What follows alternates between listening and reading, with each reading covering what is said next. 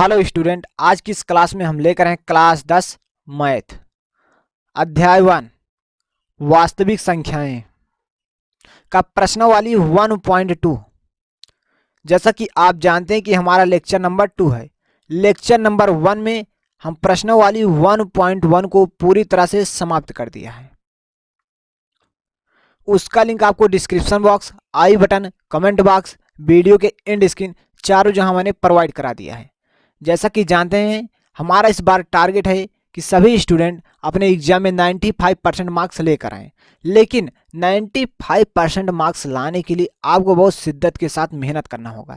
ये छोटा मार्क्स नहीं है, लेकिन हम नहीं कह सकते कि आप ला भी नहीं सकते। आप ला सकते हैं बहुत ही आसानी से। यदि आप कंटिन्यू साल भर पढ़ाई करते हैं, 7 से 8 घंटे या 8 से 10 घंटे आप कंटिन्यू प्रतिदिन पढ़ाई करते हैं, तो आप बहुत ही आसानी से अपने इस टारगेट को अचीव कर पाएंगे। हम आपको सारे कॉन्सेप्ट, सारे टॉपिक बिल्कुल फ्री में प्रोवाइड कराएंगे, लेकिन आपको पढ़ना पड़ेगा, सारी क्लास को देखना पड़ेगा, जिससे कि आप सारे टॉपिक को कवर कर पाओ। तभी तो आपका आएगा 95% मार्क्स। तो हम समझते हैं कि आप इस बार 95% मार्क्स जरूर लाओगे, लेकिन इसके लिए आपको गिरना पड़ेगा, गिरकर उठना पड़ेगा और फिर से चलना पड़ेगा। तो आपको हार नहीं मानना पड़ेगा। रुकावट बहुत आती है, लेकिन आपको रुकना नहीं है, तभी आपकी जीत होगी। तो चलिए हम इस क्लास को स्टार्ट करते हैं। यदि आप अभी तक चैनल को सब्सक्राइब नहीं किए हैं तो प्लीज़ चैनल को सब्सक्राइब करके बेल नोटिफिकेशन पर ऑल सेलेक्ट कर लीजिए, जिससे कि हर नए वीडियो का नोटिफिकेशन आपको बिल्कुल समय समय पर मिलता रहे।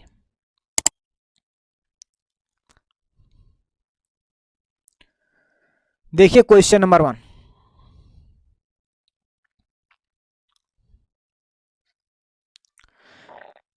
निम्नलिखित संख्याओं को अभाज्य गुणनखंडों के गुणनफल के रूप में व्यक्त कीजिए। आपसे कह रहा है अभाज्य गुणनखंडों के गुणनफल के रूप में व्यक्त कीजिए। सबसे पहले आपको इस पांचों क्वेश्चन का अभाज्य गुणनखंड करना है। क्या करना है? अभाज्य गुणनखंड करना है। उसके बाद आपको इसे गुणनफल के रूप में व्यक्त करना है। बहुत ही आसान क्वेश्चन है। सबसे पहले आपको लिखना है हल। देखिए आपका पहला क्वेश्चन जो है 140 है, ठीक। 140 का आपको अभाज्य गुणनखंड करना है। क्या करना है? आपको अभाज्य गुणनखंड करना है, ठीक। तो सबसे पहले आपको इसे छोटी संख्या से काटना होगा। छोटी संख्या यानी कि आपको 2 से काटना शुरू करना है। जिस संख्या से कटे उस संख्या से आपको काटते जाना है। जैसे कि हम आपको कुछ रूल बता रहे हैं, इस रूल को फॉलो करना है और इसकी मदद से आप बहुत ही आसानी से गुणनखंड को काट पाएंगे। जैसे कि आप क्लास 6, 7, 8, 9th में पढ़ते आए हैं और 10th में आप बहुत आसानी से सॉल्व कर पाएंगे। यदि आप नहीं पढ़ेंगे तो आप बहुत आसानी से हम आपको सिखाऊंगा। तो टेंशन नहीं लेना है, सारे टॉपिक, सारे कॉन्सेप्ट बिल्कुल क्लियर हो जाएगा। देखिए जब 0, 2, 4, 6, 8 इस प्रकार से कोई संख्या आती है लास्ट में, कहाँ? लास्ट में, तो 2 से कटेगा। किस संख्या से कट सकता है? 2 से कट सकता है, ठीक। यदि 0, 3, 5, 7, 9 इस प्रकार से कोई संख्या आती है तो किस संख्या से कट सकती है? 5 से कट सकती है, सॉरी 3 से कट सकती है, ठीक। उसके बाद जैसे 0, 5 इस प्रकार से संख्या आएगी तो 5 से कटेगी, ठीक। इस प्रकार से मैंने आपको 3 नंबर दिया है। अब इससे बड़ा नंबर आप चेक कर पाएंगे बहुत ही आसानी से। जैसे कि 0, 7 आएगा तो 7 से कटेगा, ठीक। चलिए ये कुछ नंबर है, इसे आपको याद रखना है। जब लास्ट में 0, 2, 4, 6, 8 इस प्रकार की संख्याएं दिखेंगी तो आपको 2 से काटना है। इसमें लास्ट में आपको 0 दिख रहा है तो सबसे पहले आपको इसे 2 से काटना स्टार्ट करना है। तो चलिए हम 2 से काटेंगे। 2 7 14, यहाँ आपका 7 आ जाएगा। एक 0 हम इस प्रकार से उतार देंगे, ठीक। 2 तिहाई 6, यहाँ आपका 1 बच जाएगा क्योंकि ये 7 है, ठीक। 2 तिहाई 6, अब 1 बचा तो इसके आगे लग जाएगा, ठीक। 0 के आगे लग जाएगा तो आपका इस प्रकार से बन जाएगा 10। 2 पंचे 10, ठीक। आपको इसे 5 से काट देना है। 5 7 35, ठीक। ये 3 से नहीं कटेगा, ठीक। 3 एकम 3, 3 एकम 3, यहाँ 2 बच जाएगा लास्ट में, ठीक। तो नहीं कटेगा, 5 से कटेगा। 5 7 35, अब 7 एकम 7, ठीक। इस प्रकार से हमारा पहला गुणनखंड कंप्लीट होता है। अब आपको यहाँ देखिए क्या करना था आपको, अभाज्य गुणनखंडों के गुणनफल के रूप में आपको इसे गुणनफल के रूप में व्यक्त करना है। गुणनफल के रूप में व्यक्त करने के लिए आपको सबसे पहले लिखना है चूंकि इस प्रकार से 140 का अभाज्य गुणनखंड बराबर आपको लिखना है 140 का अभाज्य गुणनखंड बराबर गुणनखंड 140 का अभाज्य गुणनखंड बराबर क्या है, इसका गुणनखंड आपको लिख देना है 2 गुणे 2 गुणे 5 गुणे 7। आप इसे इस प्रकार से लिख सकते हैं, देखिए 2 2 5 7 आया था, आपको 2 गुणे 2 गुणे 5 गुणे 7 इस प्रकार से आप इसे लिख सकते हैं। ठीक, अब यहाँ देखिए, यहाँ 2 की घाते 1 2 की घाते 1 है, इन दोनों को हम जोड़ के हम इसे लिख सकते हैं 2 की घाते 2, यहाँ गुणे 5 लिखेंगे गुणे 7 लिखेंगे। ठीक, यहाँ देखिए अभाज्य गुणनखंडों के गुणनफल के रूप में व्यक्त किए, तो मैंने इसका सबसे पहले अभाज्य गुणनखंड कर दिया, उसके बाद मैंने इसे गुणनफल के रूप में यहाँ व्यक्त कर दिया। तो आपका पहला क्वेश्चन जो है सॉल्व हो चुका है। ये पहले क्वेश्चन का आपका क्या है, आंसर है। ठीक, क्या है, आंसर है, इसे आपको नोट कर लेना है। इसके बाद हम क्वेश्चन नंबर 2 को सॉल्व करेंगे। देखिए क्वेश्चन नंबर 2 हमारा क्या है, 156 है। ठीक, तो चलिए क्वेश्चन नंबर 2 को देखते हैं। आप इस क्वेश्चन को नोट कर लीजिए। देखिए क्वेश्चन नंबर 2, यहाँ आपको 156 दिया गया, तो सबसे पहले आपको लिख लेना है हल। ठीक, उसके बाद इस प्रकार से आपको 156 लिखना है। उसके बाद आपको इसे 2 से काटना है, क्योंकि इसके लास्ट में 6 आया है। ठीक, यहाँ मैंने आपसे बताया था 0 2 4 6 8, तो यहाँ क्या है 6 आया है, 156 में क्या है 6 है। ठीक, तो ये कितने से कटेगा, 2 से कटेगा, 2 7 14, यहाँ 1 बच जाएगा, 2 8 16, 2 तिहाई 6, 2 9 18, 3 एकम 3, 3 त्रिका 9, 13 एकम 13। इस प्रकार से मैंने इसका भाज्य गुणनखंड कर दिया है। अब इसे हमें गुणनफल के रूप में व्यक्त करना है, तो आपको लगाना इस प्रकार से, चूंकि 156 का अभाज्य गुणनखंड बराबर 156 का अभाज्य गुणनखंड बराबर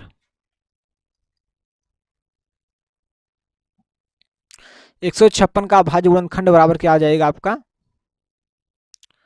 2 गुणे 2 गुणे 3 गुणे 13। देखिए हम इसे लिख सकते हैं 2 को घाते 2 गुणे 3 गुणे 13। ठीक, यही आपका क्या है, यही आपका आंसर है। ठीक, क्वेश्चन नंबर 2 का आपसे कह रहा है प्रश्न अभाज्य गुणनखंडों के गुणनफल के रूप में व्यक्त कीजिए। मैंने सबसे पहले इसका अभाज्य गुणनखंड कर दिया, उसके बाद इसे गुणनफल के रूप में यहाँ देखिए क्वेश्चन नंबर 3,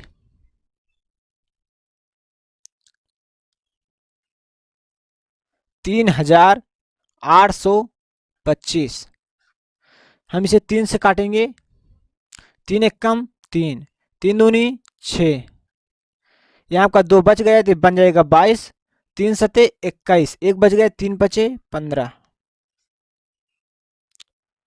देखिए 3 चौक 12, उसके बाद यहाँ आपका आया 3 दूनी 6, 3 पचे 15, अब 5 से कट जाएगा, 5 8 40, 2 पचम 25, 5 एकम 5, यहाँ 3 आ जाएगा, तो यहाँ आपका बन जाएगा 35, 5 7 35, 17 एकम 17। ठीक, इस प्रकार से आपका अभाज्य गुणनखंड हो चुका है। आपको इसे गुणनफल के रूप में व्यक्त करना है। ठीक, तो इसके लिए आपको लिखना है चूंकि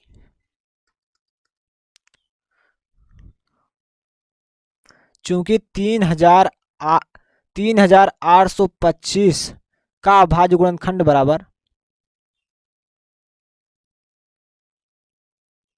अभाज्य गुणनखंड बराबर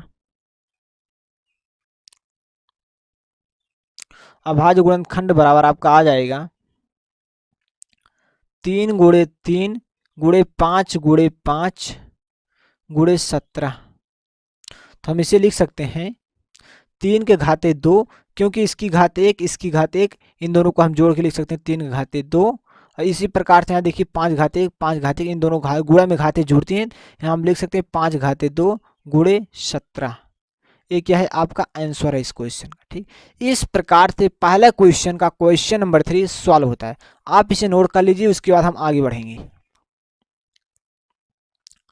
देखिए क्वेश्चन नंबर 4 को, देखिए दिया गया है 5005, आपको लिखना है हल। ठीक, उसके बाद यहाँ 5005 है, तो सबसे पहले हम इसे 5 से काटेंगे, 5 एकम 5, उसके बाद यहाँ आपका डबल जीरो आ जाएगा, उसके बाद 5 एकम 5। अब देखिए किस संख्या से कटेगा, आपको यहाँ अपना दिमाग लगाना है। आप देखिए इस गुणनखंड को काट पा रहे हैं या नहीं, आपको इसके लिए हम 1 मिनट आपको हम समय दे रहे हैं। 1 मिनट के अंदर इसे आप सॉल्व करके जल्दी से बताइए ये आपसे गुणनखंड इसके बाद किस संख्या से कटेगा। कमेंट बॉक्स में जल्दी से जरूर बताइए।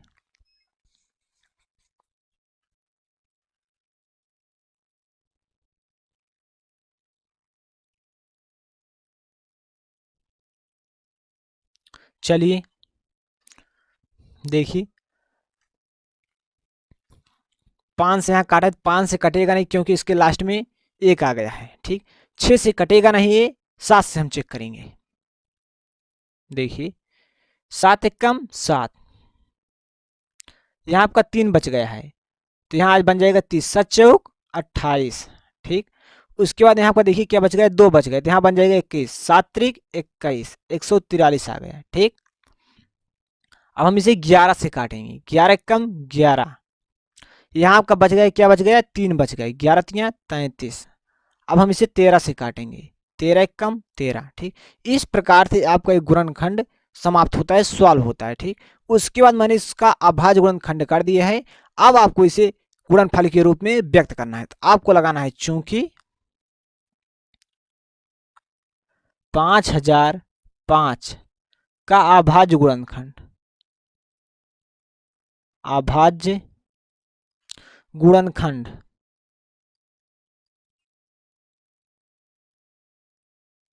5005 का अभाज्य गुणनखंड, देखिए बराबर क्या आ जाएगा, 5 गुणे 7 गुणे 11 गुणे 13।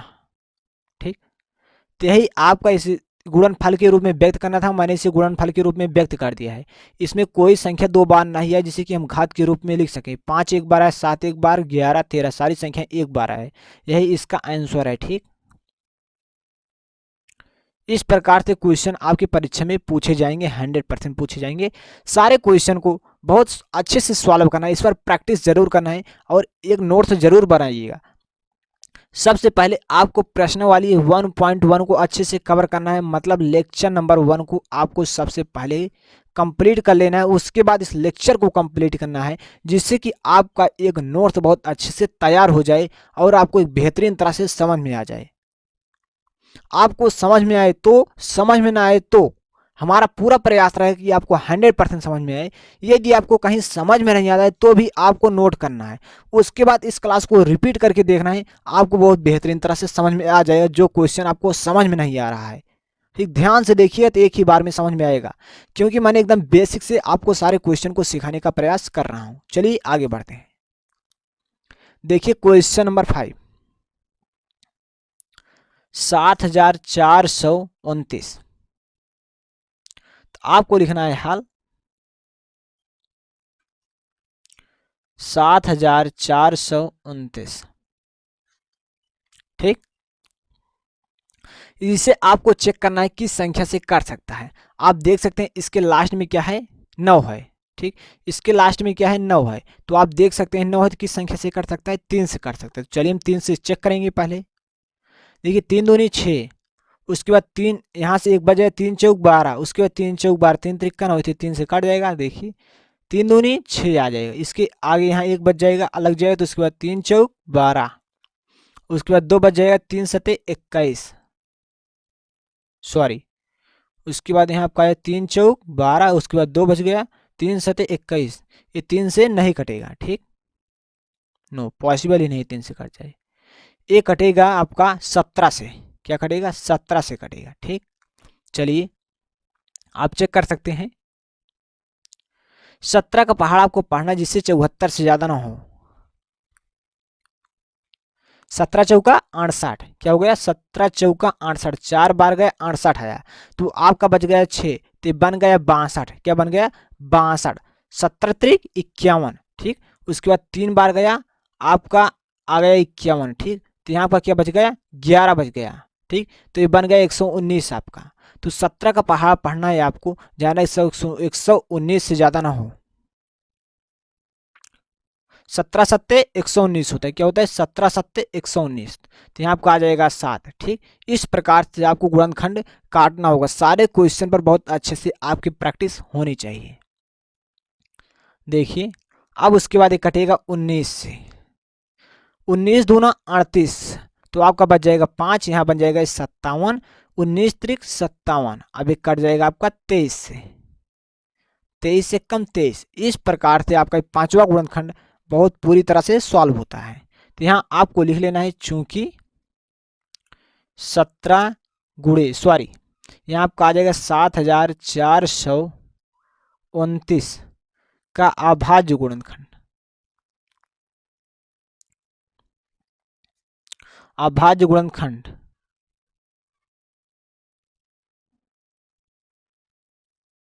अभाज्य गुणनखंड। तो यहाँ आपको आ जाएगा 17 गुणे 19 गुणे 23, ठीक। इस प्रकार से आ जाएगा, यही आपका आंसर होगा इस क्वेश्चन का। इस क्वेश्चन का आपका यही आंसर होगा, ठीक। चलिए हम आगे बढ़ते हैं क्वेश्चन नंबर 2 की ओर। ये आपका क्वेश्चन नंबर 2 है। यदि आप प्रश्न समझ गए, सारे क्वेश्चन को बहुत ही आसानी से सॉल्व कर पाएंगे।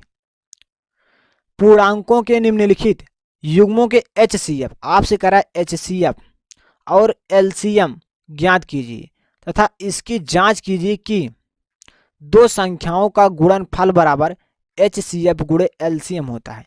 ये हमारा एक फार्मूला है, क्या है ये हमारा एक फार्मूला है। इस फार्मूले को आपको याद कर लेना है अभी से, ठीक। बहुत ही इसका यूज है इस क्वेश्चन में और इसके बाहर भी, ठीक। दो संख्याओं का गुणनफल बराबर हमारा क्या होता है HCF गुणे LCM होता है। इस फार्मूले को आपको अच्छे से तैयार कर लेना है, क्योंकि क्वेश्चन में ही दिया गया तो मैंने अभी आपको बता दिया है। चलिए अब हम पहले क्वेश्चन को सॉल्व करेंगे। देखिए आपका पहला क्वेश्चन है 26 और 91 में आपको इसका HCF ज्ञात करना है और LCM ज्ञात करना है, ठीक। तो HCF और LCM ज्ञात करने के लिए आपको 26 और 91 का अभाज्य गुणनखंड करना होगा, ठीक। चलिए आपको लिखना है हल। तो यहाँ आपका आ जाएगा 26 इस प्रकार से, हम 2 से काटेंगे, 2 एक कम 1, 2 तिहाई 6, पुनः हम 13 से 13 एक कम 13। इस प्रकार से 26 का अभाज्य गुणनखंड सॉल्व होता है। उसके बाद हम 91 का अभाज्य गुणनखंड सॉल्व करेंगे। यहाँ आपका आ जाएगा, हम 7 से काटेंगे, 7 एक कम 7, 7 त्रिक 21, 13 से काट देंगे, 13 एक कम 13। इस प्रकार से इसका अभाज्य गुणनखंड कंप्लीट होता है। आपको HCF ज्ञात करना है और LCM ज्ञात करना है। तो आपको लगाना है चूंकि 26 का अभाज्य गुणनखंड बराबर 26 का अभाज्य गुणनखंड बराबर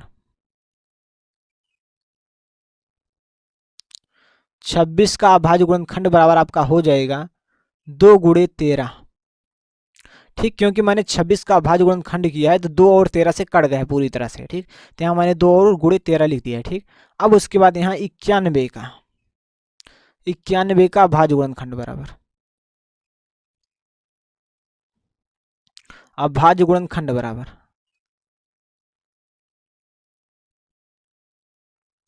तो यहाँ आपका आ जाएगा, देखिए 7 गुणे 13 आ जाएगा, ठीक। क्योंकि 91 देखिए 7 और 13 से पूरी तरह से समाप्त हो गया, मतलब पूरी तरह से कट गया है, ठीक। अब आपको क्या ज्ञात करना है HCF ज्ञात करना है। तो आपको लिखना है अतः HCF आपको ज्ञात करना है, ठीक। HCF ज्ञात करने के लिए ध्यान से समझिएगा क्या करना होगा। यहाँ देखिए मैंने 26 का अभाज्य गुणनखंड किया है और उसके बाद यहाँ 91 का अभाज्य गुणनखंड किया है। दोनों में आप देख सकते हैं 13 क्या है कॉमन है, तो 13 यही आपका क्या हो जाएगा HCF हो जाता है। यहाँ आपको लिखना है HCF किसका 26 और 13 का, 26 और 91 का, ठीक है, क्या है HCF 26 और 91 का आपका आ जाएगा, यहाँ क्या आ जाएगा 13 आ जाएगा, ठीक, क्योंकि 13 दोनों संख्या में मिल रही है, दोनों अभाज्य गुणनखंडों में मिल रहा है, ठीक, इसलिए 13 आपका HCF हो जाए। आपको आगे LCM ज्ञात करना है, तो आपको लिखना है तथा LCM, तो यहाँ आपका LCM जो आएगा 26 और 91 का, देखिए क्या आएगा, यहाँ आपका आ जाएगा 2 गुणे 7। यहाँ आपको ऐसी संख्या लिखना है जो दोनों संख्या में सबसे अधिक बार आया हो। देखिए इसमें 2 एक बार आया, इसमें एक भी बार नहीं आया, तो 2 इसमें कितनी बार आया, एक बार आया, तो यही सबसे अधिक बार माना जाएगा, ठीक, तो यहाँ मैंने 2 लिख दिया। अब यहाँ देखिए इसमें 7 एक बार आया, इसमें एक बार भी नहीं आया, तो इसमें 7 सबसे अधिक बार माना जाएगा, ठीक, तो इसलिए मैंने एक बार 7 लिख दिया। अब देखिए दोनों में 13 एक एक बार आया, तो हम एक बार 13 लिखेंगे, बस एक ही बार, ठीक। अब इसका आपको गुणा करा लेना है। देखिए 7 दूनी 14, तो आपका ये 14 से आपको 13 से गुणा करा लेना है। जब 13 से आप 14 में गुणा कराएंगे 13 चौका 52 आ जाएगा, ठीक। उसके बाद यहाँ आपका आ जाएगा 5, 13 कम 13, यहाँ आपका आ जाएगा 13 और 5 18, 182 आपका आ जाएगा, ठीक। तो यहाँ आपका LCM जो आया है 182 आ गया है, ठीक। अब आगे आपको देखिए ध्यान समझिएगा, जांच कीजिए। अब आपको जांच करना है, क्या करना है, जांच करना है कि दो संख्याओं का गुणनफल बराबर HCF गुणे LCM है। तो यहाँ आपको फार्मूले को नोट करना होगा।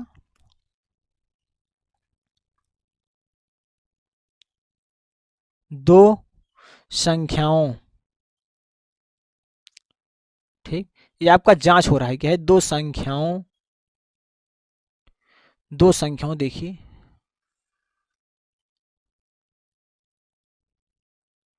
ये आपका क्या है, जांच कर रहे हैं, ठीक। हम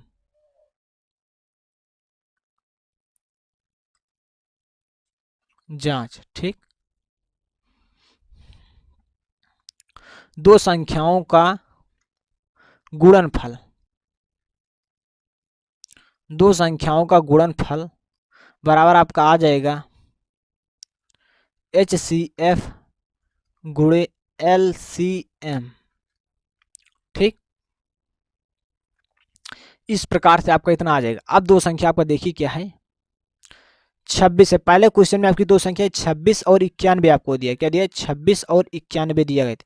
यहाँ आपको लिख देना है 26 गुणे 91, एकदम पूरा प्रैक्टिस करना है इस पर बहुत अच्छे से आपको। और यहाँ देखिए HCF है, HCF गुणे LCM, HCF आपका आया है 13, यहाँ हम लिखेंगे 13 गुणे, आगे देखिए LCM आपका 182, तो यहाँ आपको लिख लेना है 182। अब आपको इन दोनों का गुणा करके इसका आंसर बताना है, चेक करना है कि बराबर है या नहीं। तो चलिए हम गुणा करके चेक करते हैं। यहाँ लिखेंगे 26 गुणे 91, ठीक, इस प्रकार से हम गुणा कराएंगे। तो यहाँ 1 से हम 6 में गुणा करेंगे हमारा 6 आ जाएगा, 1 से हम 2 में गुणा करेंगे हमारा 2 आ जाएगा, ठीक। और 9 छक 54, 54 के 4 हो जाएगा, हासिल 5, 9 दूनी 18, 18 5 23 यहाँ आपका आ जाएगा। देखिए यहाँ 6 आ गया, उसके बाद देखिए 4 2 6, यहाँ आपका क्या है 23 66 आया, ठीक, 23 66 आ गया, ठीक। इसी प्रकार से आपको 13 से इसमें गुणा करा देना है 182 में। आप मल्टीप्लाई करा सकते हैं, गुणा करा सकते हैं बहुत आसानी से। देखिए 13 का पहाड़ आपको 2 बार पढ़ लेना है। 13 दूना 26 के 6 हो जाएगा, सॉरी यहाँ 26 के 6 हो जाएगा, हासिल 2।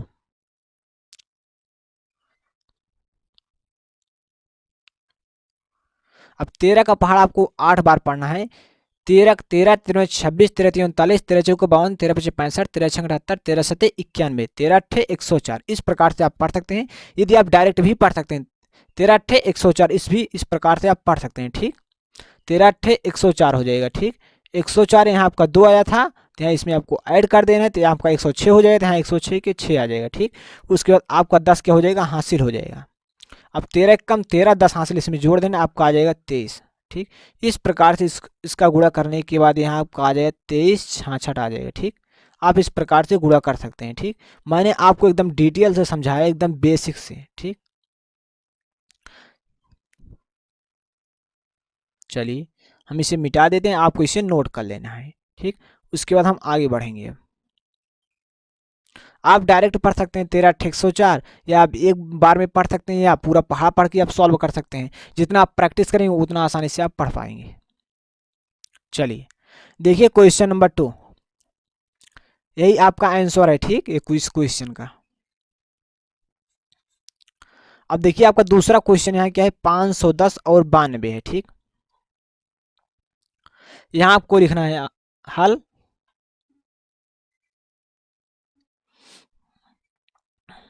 तो सबसे पहले आपको यहाँ 510 का भाज्य गुणनखंड करना होगा, उसी प्रकार से 92 का। यहाँ जब आप 510 का भाज्य गुणनखंड करना हो तो यहाँ लास्ट में 0 है, तो आपको 2 से काटना होगा। 2 दूना 4, ठीक। यहाँ आपका 1 आ जाएगा, 2 पंचे 10, 2 पंचे 10, 2 एकम 1। अब 2 से नहीं कटेगा ये, ठीक, ये 3 से कटेगा। 3 8 24। उसके बाद यहाँ आपका 1 बजे 3 पचे 15, हम 3 से काटेंगे। 3 दूनी 6, पॉसिबल नहीं, 3 से 5 से कटेगा। 5 एकम 5, यहाँ आपका 3, 5 7 35, 17 आ गया। 17 एकम 17, ठीक। इस प्रकार से आपका कोई गुणनखंड सॉल्व होता है, भाज्य गुणनखंड, ठीक। उसके बाद हम इसका सॉल्व करेंगे। यहाँ हम 2 से काटेंगे। 2 चौक 8, 2 छंग 12, 2 दूना 4, 2 तिहाई 6, 23 एकम 23। इस प्रकार से आप 510 और 92 का अभाज्य गुणनखंड कर सकते हैं। अब आपको सबसे पहले इसे गुणनफल के रूप में व्यक्त करना है, क्योंकि हमें HCF और LCM ज्ञात करना है। तो आपको लगाना है चूंकि 510 का अभाज्य गुणनखंड, अभाज्य गुणनखंड,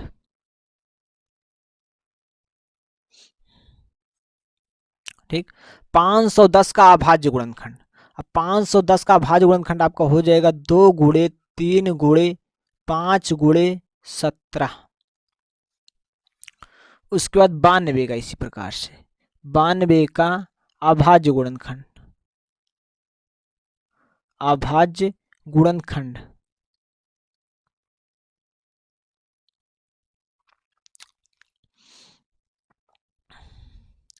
यहां आपका आ जाएगा 2 गुणे 2 गुणे 23, ठीक। अब यहां आपको ज्ञात करना है HCF, ज्ञात करना है क्या है, HCF और LCM। तो यहां आपको लिखना है अतः HCF किसका, 510 कामा 92 का। इसका HCF ध्यान से देखिए क्या होगा। देखिए जो दोनों में मिलेगा वही HCF हो। देखिए इसमें 2 है और इसमें 2 है, इसके अलावा इन दोनों में कोई संख्या नहीं मिल रही। 1 2 इसमें मिल रहा है, 1 2 इसमें, और इसके अलावा कुछ नहीं मिल रहा है। तो आपका 2 क्या हो जाएगा, HCF हो जाएगा, ठीक। आगे आपको लिखना है तथा LCM, आपको LCM ज्ञात करना है किसका, 510 और 92 का। तो आपको लिखना 510 कामा 92 बराबर, देखिए आपका क्या आ जाएगा, बराबर आपका आ जाएगा। देखिए दोनों में देखिए जो सबसे अधिक बार आया उससे आपको लिखना है। जैसे कि यहाँ देखिए 2, इसमें 2 एक बार आया और इसमें 2 2 बार आया, तो हम 2 बार लिखेंगे 2 को, ठीक, जो दोनों में अधिक बार आया है। अब यहाँ देखिए 3, इसमें देखिए 3, इसमें 3 एक बार है, इसमें एक भी बार नहीं, तो आपको एक बार 3 लिख लेना है, लेकिन ठीक। अब यहाँ देखिए इसमें 5 एक बार है, तो आपको 5 इसमें एक बार लिख लेना है। यहाँ देखिए क्या है 17 है, तो यहाँ आपको 17 लिख लेना है, ठीक। उसके बाद गुणे 23, उसके बाद यहाँ आपका फाइनल आ जाएगा बराबर, हम इसे मल्टीप्लाई कराएंगे। उसके मल्टीप्लाई कराने के बाद जो प्राप्त होगा वही हमारा LCM होगा, ठीक। तो हम इसका मल्टीप्लाई कराएंगे। देखिए किस प्रकार से मल्टीप्लाई कराया जाता है। देखिए सबसे पहले हम 2 का गुणा 2 में कराएंगे, तो 2 दूना 4 आ जाएगा, क्या आएगा, 4 आया। अब 4 का गुणा हम 3 में कराएंगे तो हमारा 12 आ जाएगा, ठीक। अब 12 का गुणा हम 5 में कराएंगे तो हमारा 60 आ जाएगा, क्या है। अब 60 का गुणा हम 17 में कराएंगे, ठीक। अब 60 का गुणा हम किस में कराएंगे, 17 में कराएंगे। तो चलिए हम गुणा कराते हैं। 17 शून्य शून्य हो जाएगा, 17 चौका 68, 17 पचे 85, 17 छक्का 102, ठीक, 1020 आ गए हमारा। अब इसमें हम 23 से गुणा करा देंगे। ठीक, यहाँ हमारा देखिए हम 3 से गुणा कराएंगे। देखिए 23 शून्य शून्य आ जाएगा आपका यहाँ, और 23 दूना 46 के 6 हासिल 4। ठीक, 23 शून्यम शून्य, क्या है 23 शून्यम शून्य, उसके बाद यहाँ आपका आ जाएगा 4, 23 से कम 23, यहाँ आपका 23 46 जीरो आया है। क्या है 23 46 जीरो आया है।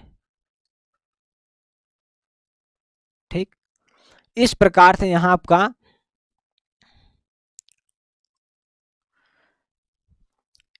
एलसीएम आ गया। आप इसे नोट कर लीजिए, उसके बाद हम आगे बढ़ेंगे।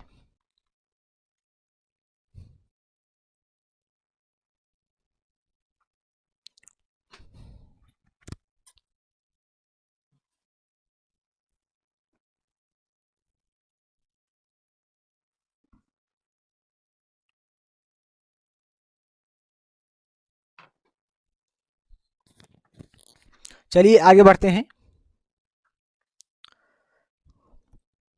देखिए मैंने HCF और LCM ज्ञात कर दिया है, 510 और 92 का। अब दोनों संख्याओं का गुणनफल करेंगे, HCF बराबर LCM है या नहीं है। ठीक, चलिए यहां हम सॉल्व करेंगे। दो संख्याओं का गुणनफल बराबर, दो संख्याओं का गुणनफल बराबर HCF गुणे LCM। अब दो संख्या आप देख सकते हैं 510 है और 92 है। ठीक, तो यहाँ आपको दोनों संख्याओं का गुणनफल मतलब 510 गुणे 92 आपको यहाँ करना है। और उसके बाद देखिए यहाँ क्या है HCF गुणे LCM है। ठीक, क्या है HCF गुणे LCM, तो यहाँ देख सकते हैं आपका HCF 2 आया है और LCM क्या है 23 46 जीरो आया है। क्या है 23 46 जीरो आया है, तो यहाँ आपका आ जाएगा 2 और यहाँ आपका आ जाएगा 23 46 जीरो। ठीक, अब इसका आपको इसमें 2 से मल्टीप्लाई कराना है, तो इसमें आप 2 से गुणा कराएं तो यहाँ आपका 0, 2 छंग 12 के 2 हासिल 1, 4 दूनी 8 9 आ जाएगा। उसके बाद 2 3 6 आ जाएगा और 2 दूना 4, मतलब क्या आ गया 46 920। ठीक, अब जब इन दोनों संख्याओं का आप गुणा कराएंगे तो आपको यहाँ भी मिलेगा 46 920। ठीक, 46 920, ये दोनों संख्याएं आपको प्राप्त हो जाएंगी। इस प्रकार से ये आपका पहला क्वेश्चन समाप्त होता है। यहाँ मैंने क्या किया है, इसे जांच किया है। क्या किया है, जांच किया। चलिए हम इसे थोड़ा नीचे लिख देते हैं, उसके बाद यहाँ हम एक बार लिख देते हैं जांच। क्या है आपका, ये जांच है। ठीक, चलिए ये आपका क्या है, जांच है। ठीक, इसे आपको नोट कर लेना है, इस प्रकार से जांच है। अब देखिए आपका क्वेश्चन 2 सॉल्व हो चुका है। हम क्वेश्चन इस पार्ट नंबर इसके तीसरे भाग को सॉल्व करेंगे। देखिए आपको सारे क्वेश्चन को बहुत अच्छे से नोट करना है। यहाँ मैंने पहले क्वेश्चन को सॉल्व कराया है, उसके बाद यहाँ मैंने इसका जांच किया है। ठीक, उसके बाद यहाँ मैंने क्वेश्चन नंबर 2 को सॉल्व कराया, उसके बाद इसका मैंने यहाँ जांच किया। अब क्वेश्चन नंबर 3 को यहाँ सॉल्व कर रहे हैं। देखिए यहाँ आपको 336 मिल जाएगा और 54। ठीक, तो सबसे पहले आपको लिखना होगा हल। 336 का आपको सबसे पहले अभाज्य गुणनखंड कर लेना है। 3 एक कम, देखिए 2 से कट जाएगा। ठीक, 2 एक कम 2, यहाँ 1 2 छंग 12, यहाँ 2 8 16, 2 8 16, 2 चौके 8, 2 चौका 8, 2 दूना 4, 2 दूना 4, 2 एक कम 1, 3 सते 21, 7 एक कम 7। इस प्रकार से इसका अभाज्य गुणनखंड पूरी तरह से समाप्त हो जाता है। यहाँ 2 है भाई। ठीक, मिस्टेक नहीं होना चाहिए, ये 2 है। ठीक, चलिए यहाँ हम 54 का अभाज्य गुणनखंड काटेंगे। ठीक, यहाँ 2 दूना 4, यहाँ 1 आ जाएगा, 2 7 14। ठीक, उसके बाद 3 से 3 9 27, 3 त्रिका 9, 3 एक कम 1। इस प्रकार से इन दोनों संख्याओं का अभाज्य गुणनखंड मैंने कर दिया है। अब इसे हम गुणनफल के रूप में व्यक्त करेंगे, उसके बाद हम उसका HCF और LCM ज्ञात करेंगे। चलिए यहाँ हम लगाएंगे, चूंकि यहाँ हमें कहा प्रश्न में यहाँ अभाज्य गुणनखंड के रूप में व्यक्त करने के लिए नहीं कहा गया, लेकिन हमें व्यक्त करना ही पड़ेगा। ठीक, इसे आपको याद रखना है। ये पेपर में सब कुछ लिखा नहीं जाता है, कुछ आपको समझना होगा और उसे वहां लिखना होगा। तो यहाँ आपको लिख देना है 336 का अभाज्य गुणनखंड। अभाज्य गुणनखंड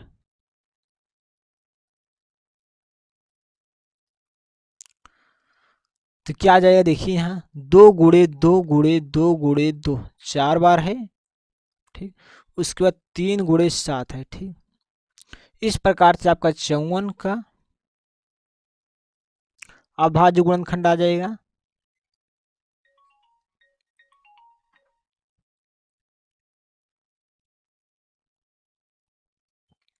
तो यहाँ आपका आ जाएगा 54 का अभाज्य गुणनखंड।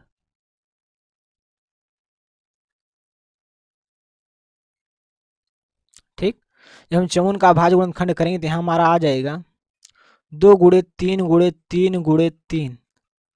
ठीक, अब आपको यहाँ HCF लिखना है और LCM लिखना है।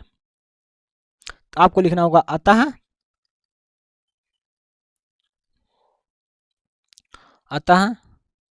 HCF 336 कामा 54 का। ठीक, इन दोनों संख्याओं का आपको क्या लिखना है, HCF लिखना है। ठीक, तो यहाँ आपका HCF जो है आ जाएगा, जो दोनों में मिलेगा। क्या दोनों में मिल रहा है, देखिए एक 2 मिल रहा है और एक 3 मिल रहा है। ठीक, क्या मिल रहा है, एक 2 और एक 3, तो 2 3 6, तो क्या आ जाएगा आपका HCF 6 आ जाएगा। ठीक, अब उसके बाद तथा LCM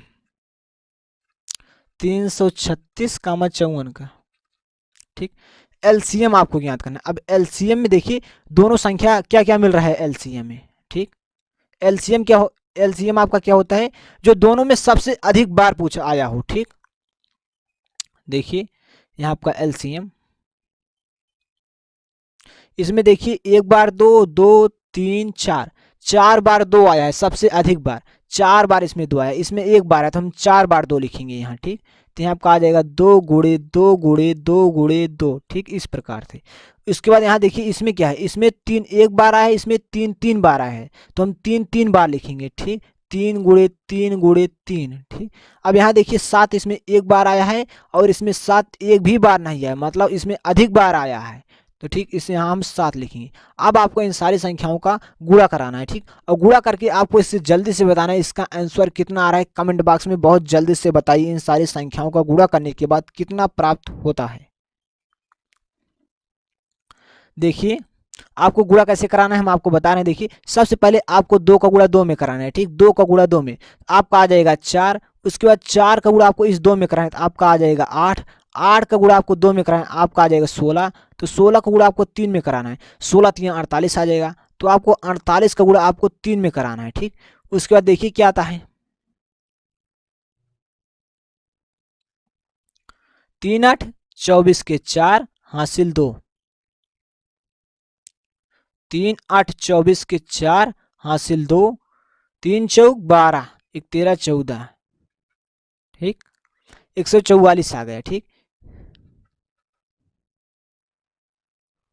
48 का गुणा मैंने 3 में कराया तो 144 है, 144 का गुणा हम 3 में कराएंगे। ठीक, अब 3 में कराएंगे जब, तो यहाँ देखिए 3 चौक 12 के 2 हासिल 1, 3 चौक 12 1 13 के 3 हासिल 1, 3 1 कम 3 1 4। ठीक, अब कितना आया 400 हमारा आ गया 32। अब 432 का हम 7 में कराएंगे,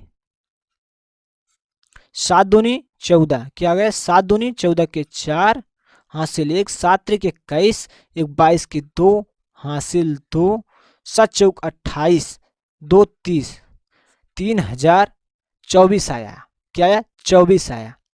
इसका आपका जो है आप यहाँ लिख सकते हैं, नीचे लिख सकते हैं। चलिए हम इसके बराबर आप लिख देना है इस प्रकार से आपको यहाँ कि आपका आया गया है 3024 आया है। ठीक, इस प्रकार से आपको यहाँ लिख देना है बराबर लगा करके। ठीक, तो आपको सबसे पहले इसे कॉपी में कैसे लिखना है इसे ध्यान से समझिए। आपको लिखना है अतः HCF 306 और 54 बराबर 6। यहाँ जो मैंने तथा लिखा है, तथा को आपको नई लाइन से लिख देना है, नई लाइन से, तो आपका एक लाइन में ये सब कुछ आ जाएगा। ठीक, तो चलिए हम इसका, हमारा इक्वेशन सॉल्व हो चुका है, लेकिन अभी इसमें हमें उत्तर की जांच करना है। क्या करना है? जांच करना है। तो यहाँ हम लिखेंगे जांच। जांच का हमारा फार्मूला होता है दो संख्याओं का गुणनफल बराबर दो संख्याओं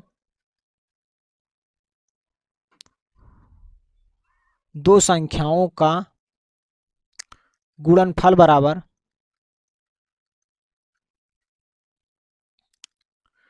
HCF गुणे LCM।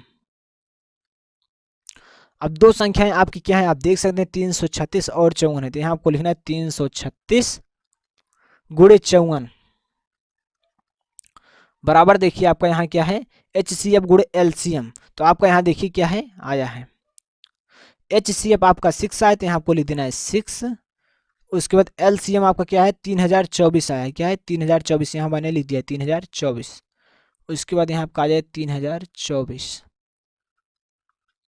तो चलिए हम इसमें मल्टीप्लाई करा देते हैं, हम 6 से मल्टीप्लाई कराएंगे इसमें। 6 चौक 24, 24 के 4 हासिल 2, 6 दूनी 12, 12 एक 13 14, 14 के 4 हासिल 1, 6 शून्य शून्य, यहाँ आपका आ जाएगा 1, 6 त्रिक 18, 18,144 आया। मैंने गुणा कराया कितना है, 18,144 आ गया। ठीक, जब आप इन दोनों संख्याओं का गुणा कराएं तो आपको यहाँ भी मिल जाएगा, कितना मिल जाएगा, 18,144 आपको यहाँ भी मिलेगा। ठीक, इस प्रकार से यहाँ मैंने क्या कर दिया, उत्तर की जांच कर दिया है। ठीक, तो यही आपका क्या है, आंसर है इस क्वेश्चन का, क्या है, आंसर है। ठीक, इससे आपको नोट कर लेना है, बहुत अच्छे से प्रैक्टिस कर लेना है। ठीक, इस प्रकार से हमारा क्वेश्चन नंबर 2 पूरी तरह से समाप्त होता है। अब हम क्वेश्चन नंबर 3 को देखेंगे। इस वीडियो को पॉज करके इन सारे टॉपिक को नोट कर लीजिए और एक प्यारा से नोट्स बनाइए और पेपर के समय बहुत अच्छे से प्रैक्टिस कीजिए, और आपको पेपर के समय सारे इंपॉर्टेंट क्वेश्चन की तैयारी कराई जाएगी। तो टेंशन नहीं लेना है, जितना टॉपिक आपको प्रोवाइड कराया जा रहा है इन सारे टॉपिक को अच्छे से कंप्लीट कर लेना है। देखिए क्वेश्चन नंबर 3,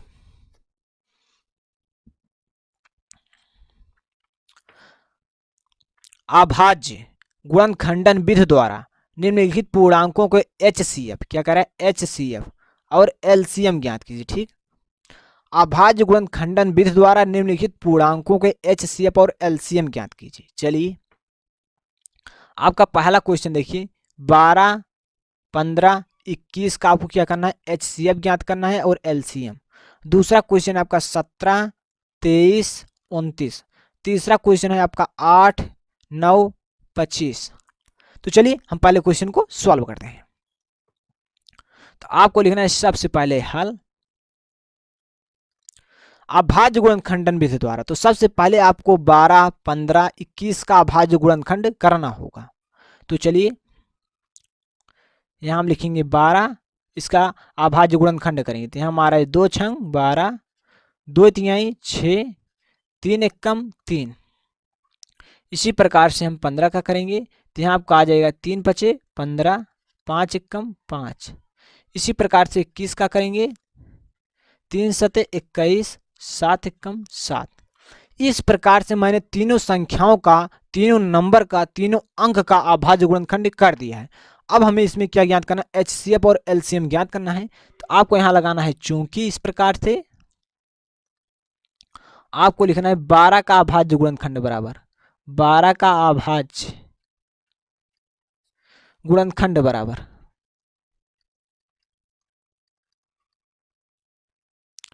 12 का अभाज्य गुणनखंड आपका हो जाएगा 2 गुणे 2 गुणे 3।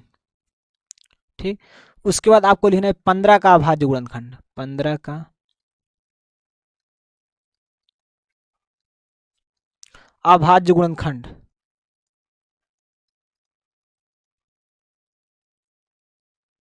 पंद्रह का अभाज्य गुणनखंड आपका हो जाएगा 3 गुणे 5।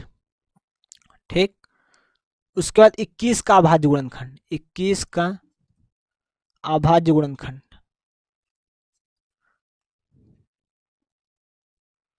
21 का अभाज्य गुणनखंड, तो यहाँ आपका आ जाए 3 गुणे 7।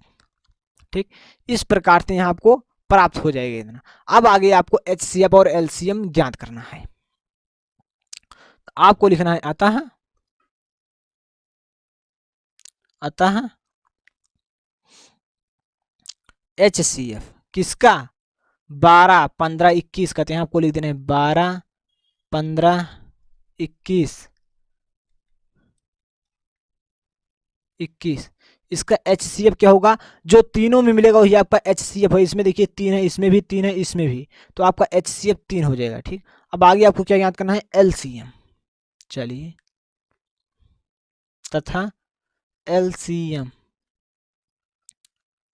ठीक, तो आपका LCM आ जाए 12, 15।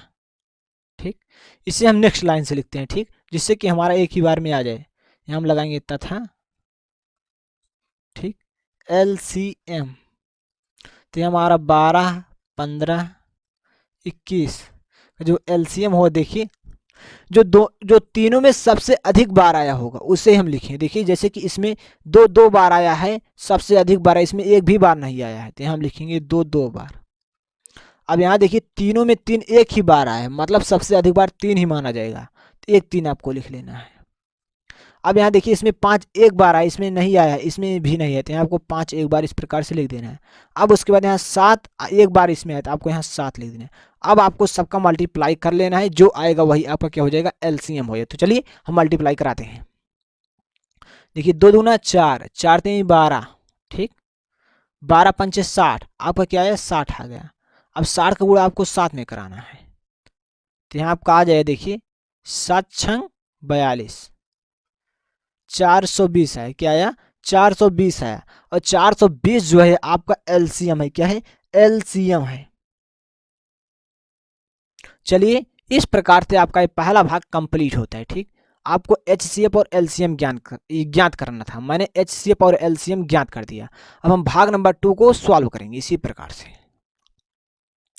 देखिए भाग नंबर 2,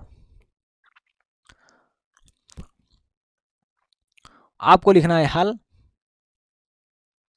सबसे पहले आपको 17 का भाज्य काट लेना है, 17 एकम 17 हो जाएगा। यहाँ इसी प्रकार से आपको 23 का, तो यहाँ आपको आ जाए 23 एकम 23, उसी प्रकार से 29 का, 29 एकम 29।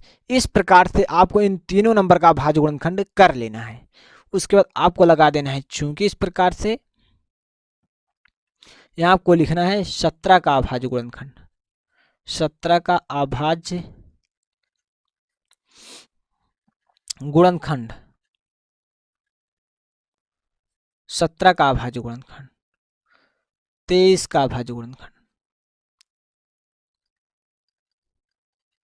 23 का अभाज्य गुणनखंड।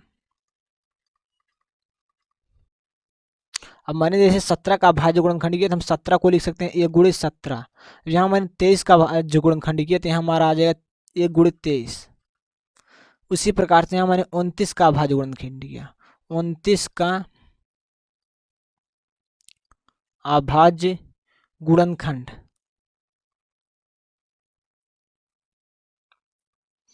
तो यहाँ हमारा आ जाएगा 29 का अभाज्य गुणनखंड 1 गुणे 29 हम लिख सकते हैं। ठीक, अब हमें इसमें सॉल्व करना है HCF और LCM, तो यहाँ आपको लिखना है अतः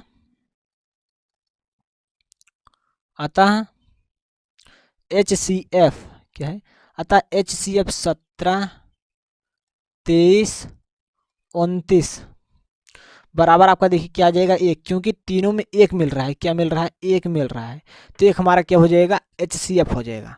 अब LCM लिखेंगे, तो यहाँ हम लिखेंगे तथा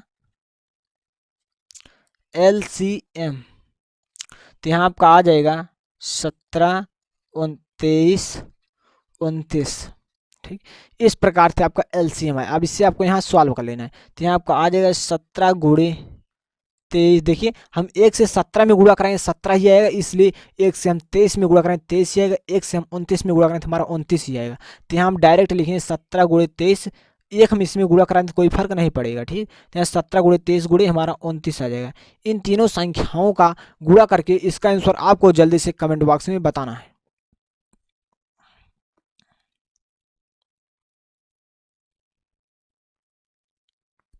तो इसका आप गुणा जब कराएंगे ना तो आपको मिल जाएगा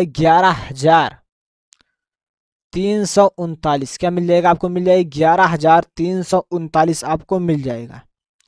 आप इसे नोट कर लीजिए। आपको HCF और LCM ज्ञात करना था। आप देख सकते हैं आपको HCF और LCM ज्ञात करना था। अब हम क्वेश्चन नंबर 3 को सॉल्व करेंगे, इसके भाग नंबर 3 को। देखिए आपको लिखना है सबसे पहले हल।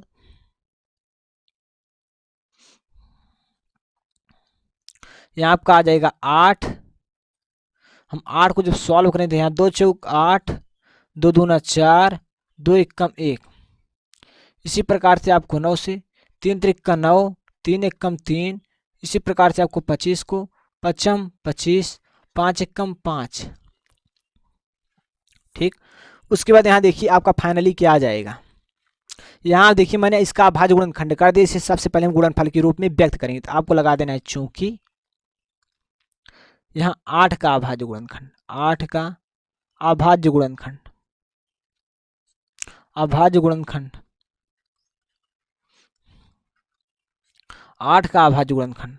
अब 8 का अभाज्य गुणनखंड जब मैंने किया तो यहाँ हमारा आ गया 2 गुणे 2 गुणे 2, 9 का अभाज्य गुणनखंड, 9 का अभाज्य गुणनखंड। यहाँ आपको मिल जाएगा 3 गुणे 3,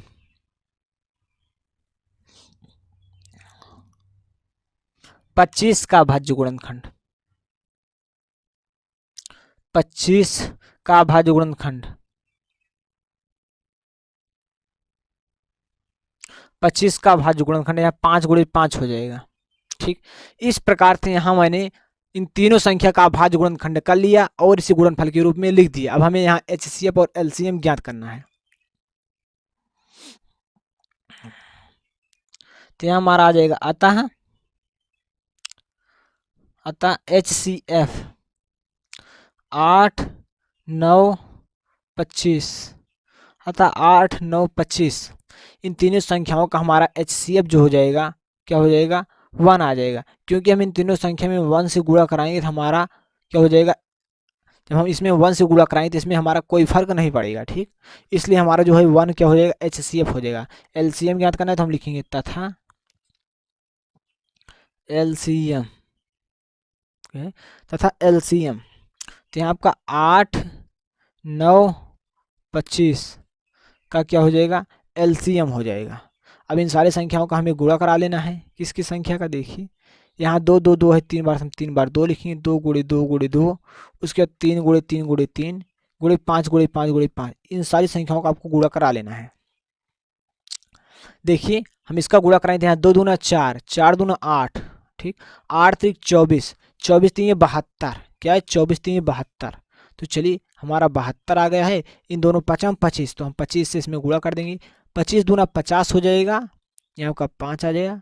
और 25 सत्ते 175, 5 80, 180, मतलब आपका यहाँ 1800 आ गया। ठीक, क्या आ गया?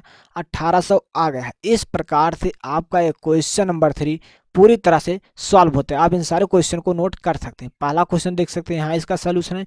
इसके सेकंड भाग का यहाँ आपको सलूशन मिल जाएगा। इसके थर्ड भाग का सलूशन यहाँ। आपको क्वेश्चन को सॉल्व करने में किसी प्रकार की कोई समस्या नहीं आएगी। हम आगे बढ़ते हैं। देखिए क्वेश्चन नंबर 4 को। HCF 306 और 657 बराबर 9 दिया है। LCM 306 और 657 ज्ञात कीजिए। आपको LCM ज्ञात करना है और आपको HCF दिया गया है। हमारा फार्मूला होता है दो संख्याओं का गुणनफल बराबर HCF गुणे LCM। इसी फार्मूला का यहाँ हम यूज करेंगे। तो आपको लिखना है हल। दो संख्याओं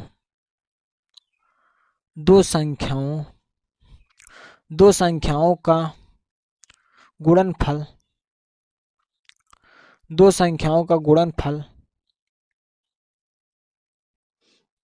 संख्याओं का गुणनफल बराबर यहाँ आपका आ जाएगा HCF गुणे LCM। ठीक, दो संख्याओं का गुणनफल। यहाँ हमारा दो संख्या क्या है? 306 और 657 है। तो यहाँ हम लिखेंगे 306 गुणे 657। ठीक, अब यहाँ देखिए क्या है आपका HCF है, HCF आपका 9 है और LCM आपको ज्ञात करना है। ठीक, तो यहाँ आपका फाइनली आ जाएगा 306 गुणे 657 बटे आपका आ जाएगा 9 बराबर आपका आ जाएगा LCM। ठीक, अब देखिए हम 9 से काट देते हैं, 9 त्रिक 27, यहाँ हमारा देखिए क्या बच गया 3 बच गया। ठीक, क्या बच गया 3, 9 चौक 36 बन गया आपका 36, यहाँ आया 34 आ गया। ठीक, अब यहाँ हम लिखेंगे दिस इम्प्लाई लगाएंगे, यहाँ हमारा आ जाएगा 34 गुणे 657, तो यहाँ हमारा बराबर आ जाएगा LCM। अब इन दोनों संख्या, अब इसे हमें मल्टीप्लाई कराना है। अब मल्टीप्लाई कराने के बाद जो आएगा वही हमारा क्या हो जाएगा, LCM हो जाएगा।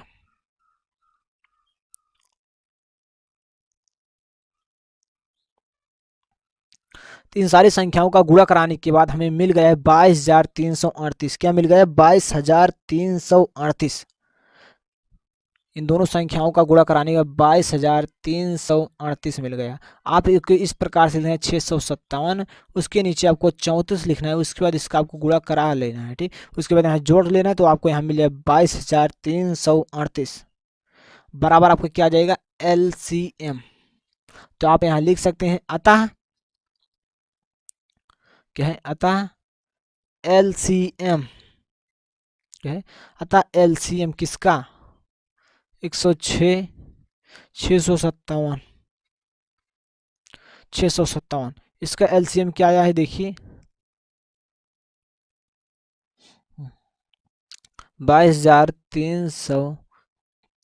22,338। ठीक, यही आपका क्या है आंसर है इस क्वेश्चन का। ठीक, इस प्रकार से मैंने क्वेश्चन नंबर 4 को सॉल्व किया है। चारों क्वेश्चन जो थे बहुत ही आसान थे, बहुत ही इंपॉर्टेंट है। इन चारों क्वेश्चन को आपको बहुत अच्छे से प्रैक्टिस कर लेना है। यदि आप अभी तक पार्ट नंबर 1 को नहीं देखें तो डिस्क्रिप्शन बॉक्स देखिए क्वेश्चन नंबर 5 को। जांच कीजिए कि क्या किसी प्राकृतिक संख्या n के लिए, यहाँ है क्या है प्राकृतिक संख्या, प्राकृतिक संख्या हमारी क्या होती है 1 2 3 4 5 होता है। ठीक, इस प्रकार से संख्याएं अनंत तक होती हैं। ठीक, प्राकृतिक संख्या n के लिए संख्या छह घातीय n अंक शून्य पर समाप्त हो सकती है। आपसे पूछ रहा है छह घातीय n शून्य पर समाप्त हो सकती है, छह घातीय n अंक शून्य पर समाप्त हो सकती है। जब कोई संख्या होगी शून्य पर समाप्त होगी तो 10 से विभाजित होगी। किससे विभाजित होगी, 10 से। यहाँ शून्य पर समाप्त करें, जैसे अब शून्य पर समाप्त होती है, हम आपको एग्जाम्पल के थ्रू समझा रहे हैं। जैसे कि यहाँ हमारा 500 हो गया, 200 हो गया, 100 हो गया, 700 हो गया। देखिए ये सारी संख्याएं कहाँ समाप्त हो रही हैं, शून्य पर समाप्त हो रही है। इसके लास्ट में क्या है, शून्य है। ये सारी संख्या शून्य पर समाप्त हो रही हैं। ये सारी संख्या जब शून्य पर समाप्त होंगी तो किससे विभाजित होंगी, 10 से। 10 से सारी संख्याएं विभाजित हो गए। आप देख सकते हैं जब कोई भी संख्या शून्य पर समाप्त होगी वह 10 से विभाजित होगी। या हम दूसरे शब्दों में कह सकते हैं कि 2 और 5 से विभाजित होगी। किससे, 2 और 5 से विभाजित होगी। क्योंकि 10 बराबर हमारा क्या होता है, 2 गुणे 5 होता है। ध्यान समझिएगा, क्योंकि 10 बराबर हमारा 2 गुणे 5 होता है। सारा कॉन्सेप्ट क्लियर कराएंगे, टेंशन नहीं लेना है। आपको परीक्षा में क्या लिखना है, यदि आपकी परीक्षा में क्वेश्चन पूछा जाता है सारा कुछ एकदम बताएंगे, टेंशन नहीं लेना, सिर्फ ध्यान पूर्वक देखना है। 100% समझा कर ही छोड़ूंगा। देखिए प्रश्न क्या करें, पहले जांच कीजिए कि क्या किसी प्राकृतिक संख्या n के लिए, हमारी प्राकृतिक संख्या जो होती है 1 2 3 4 5 6 7 अनंत तक कोई भी संख्या सारी हमारी प्राकृतिक संख्या है। प्राकृतिक संख्या n के लिए संख्या छह घातीय n अंक शून्य पर समाप्त हो सकती है। जो छह घातीय n आपको दिया गया जो इसका अंक है शून्य पर समाप्त हो सकती है।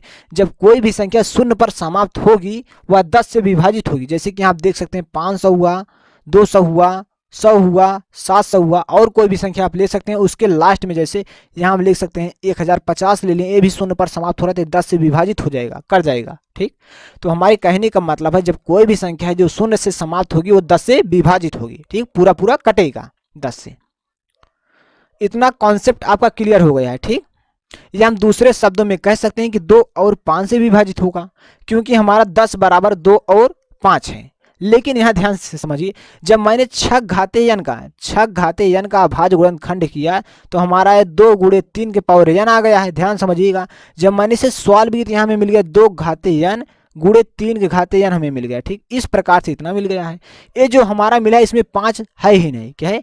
5 है ही नहीं। जब इसमें 5 नहीं है तो 10 से विभाजित तो नहीं होगा।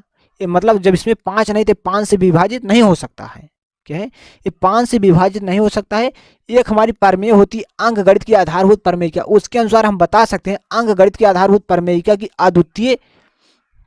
अद्वितीयता हमें यह निश्चित कराती है कि छह घाते n के अभाज्य गुणनखंडों में 2 और 3 के अतिरिक्त कोई अभाज्य संख्या नहीं। आप देख सकते हैं जब मैंने इसका अभाज्य गुणनखंड किया इसमें 2 और 3 के अतिरिक्त कोई भी संख्या नहीं है। ठीक, अतः किसी प्राकृतिक संख्या n के लिए संख्या छह घाते n जो छह घाते n है ये शून्य पर समाप्त नहीं हो सकती। क्या है? ये शून्य पर समाप्त नहीं हो सकती। ध्यान समझिए, ये शून्य पर समाप्त नहीं होगी। अब इसमें आपको क्या लिखना है, हम आपको पूरा ट्यूटोरियल बता रहे हैं आपको परीक्षा में कैसे लिखना है। चलिए देखते हैं। यहां देखिए मैंने यहां लिख दिया है। ठीक, यदि किसी संख्या का अंक शून्य पर समाप्त होता है तो वह 10 से विभाजित होगा, जैसे कि यहां मैंने आपको समझाया भी। यहाँ आप देख सकते हैं मैंने समझाया, जैसे कि यहाँ 500 है, ये शून्य पर समाप्त हो रहा है। 10 इससे 10 बचे 50, यहाँ एक जीरो बचा, मैंने यहाँ उतार दिया। ठीक, ये पूरा पूरा विभाजित होगा, तो वही मैंने आपको समझा रहा हूँ। ठीक, देखिए 10 से विभाजित होगा। ठीक, या हम दूसरे शब्दों में कह सकते हैं कि 2 और 5 से विभाजित होगा, क्योंकि 10 बराबर हमारा 2 गुणे 5 होता है। चाहे 10 से हम काटें चाहे हम 2 से काटें उसके बाद 5 से काटें, बात एक ही है। जब मैंने छह घाते n का अभाज्य गुणनखंड किया, छह घाते n का अभाज्य गुणनखंड बराबर हमारा क्या है 2 गुणे 3 का पावर n। जब मैंने इसका पावर अलग अलग लगा सकते हैं तो मैंने इस प्रकार से लिख दिया। मैंने आपको यहाँ भी पूरा एकदम डिटेल से समझाया किस प्रकार से सॉल्व हो रहा है। ठीक, उसके बाद यहाँ मैंने लिया छह घाते n के अभाज्य गुणनखंडों में 5 नहीं। आप देख सकते हैं मैंने छह घाते n का अभाज्य गुणनखंड के 2 गुणे 3 आया, इसमें 5 नहीं है, तो 5 नहीं है इसलिए छह घाते n 5 से विभाजित नहीं होगा। तो जो छह घाते यानी 5 से विभाजित नहीं होगा। अंकगणित की आधारभूत प्रमेय की अद्वितीयता हमें यह निश्चित कराता है कि छह घाते n के अभाज्य गुणनखंड में 2 और 3 के अतिरिक्त कोई अभाज्य संख्याएं नहीं है। अभाज्य संख्याएं क्या होती हैं, भाज्य संख्याएं क्या होती हैं, हम आपको दोनों संख्याएं इस क्वेश्चन को बताने के बाद हम आपको समझा दे रहे हैं भाज्य संख्याएं क्या होती हैं, अभाज्य संख्याएं क्या होती हैं। ठीक, तो आगे आपको लिखना आता है किसी प्राकृतिक संख्या n के लिए संख्या छह घाते n अंक शून्य पर समाप्त नहीं हो सकती है। ठीक, आपको इस प्रकार से इतना लिख देना है। इस वीडियो को पॉज करके आप इसे 1 से 2 बार प्रैक्टिस कर लीजिए, बहुत ही आसानी से याद हो जाएगा। मैंने कॉन्सेप्ट को आपको ऑलरेडी समझा दिया है। अब आगे हम आपको बता रहे हैं भाज्य संख्या क्या होती हैं, अभाज्य संख्याएं क्या होती हैं। देखिए एक बार हम समझते हैं भाज्य संख्याएं और अभाज्य संख्याएं क्या होती हैं। देखिए हम आपको समझा रहे हैं भाज्य संख्याएं क्या होती हैं, अभाज्य संख्याएं। चलिए यहां देखिए एक क्वेश्चन,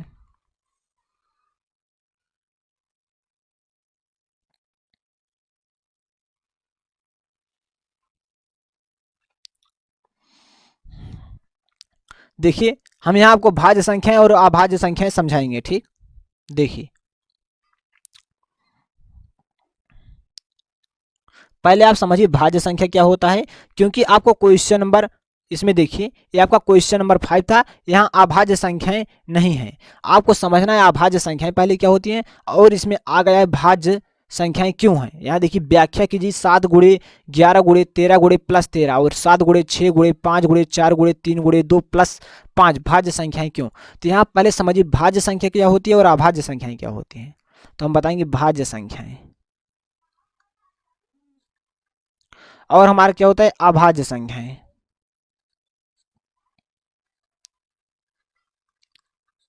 ठीक, अब देखिए भाज्य संख्या हमारी क्या होती है और अभाज्य संख्या। हमारी संख्या 1 से स्टार्ट होती है, 1 2 3 4 5 6 7 8 9 10, इन सारी संख्या से हम आपको समझा देंगे। ठीक, देखिए हमारा जो एक है, अब भाज्य संख्या किसे कहते हैं, ऐसी संख्या क्या है, ऐसी संख्या जो एक से कटे, क्या है एक से कटे और स्वयं से कटे और इसके अलावा कम से कम एक संख्या से और कटे तो भाज्य संख्या कहलाती है। ठीक, जैसे यहाँ हमारा देखिए 4 है, ध्यान समझिएगा 4 है, 4 हमारा देखिए क्या है एक हमारा भाज्य संख्या है, क्या है भाज्य संख्या है।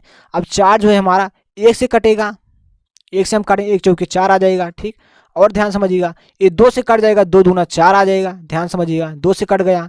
और ध्यान समझिएगा और देखिए 4 से कटे 4 एक कम 4। ठीक, 4 एकम 4, ये 4 से कट गया, मतलब 1 से कटा और स्वयं से कटा, और इसके अलावा कम से कम एक संख्या से कटा। कौन सी संख्या है? 2 से कटा। ठीक, इसलिए हमारी भाज्य संख्या है। ऐसी संख्या जो 1 से कटे, स्वयं से कटे और इसके अलावा कम से कम एक संख्या से और कटे, भाज्य संख्याएं कहलाती हैं। 4 हो गया हमारा, 5 नहीं है। ठीक, 5 नहीं, क्योंकि 1 से कटेगा और 5 से कटेगा, इसके अलावा किसी और संख्या से 5 नहीं कटेगा। 6 हमारा जो है भाज्य संख्या है, क्योंकि देखिए 6 जो है हमारा 1 से कटेगा, 6 से कटेगा, 2 से कटेगा, 3 से कटेगा। 8 है। ठीक, 9 है। ये हमारी संख्या क्या है? भाज्य संख्या है। अभाज्य संख्या जो स्वयं से कटे, 1 हो गया, 2 हो गया, 3 हो गया। ठीक, और उसके बाद 5 हो गया, 7 हो गया। ये हमारी संख्या, यहाँ हमारे 7 लिखने का ही मिस्टेक हो गया। ठीक, 7 यहाँ होना था, इससे कोई प्रॉब्लम नहीं है। इस प्रकार से हमारी संख्या जो है अभाज्य संख्या है, भाज्य संख्या। ठीक, आप भाज्य और अभाज्य में अंतर बहुत आसानी से समझ पाए हैं। आप इसे नोट करना चाहते हैं तो नोट कर लीजिए। उसके बाद हम इस क्वेश्चन नंबर 6 को सॉल्व करेंगे।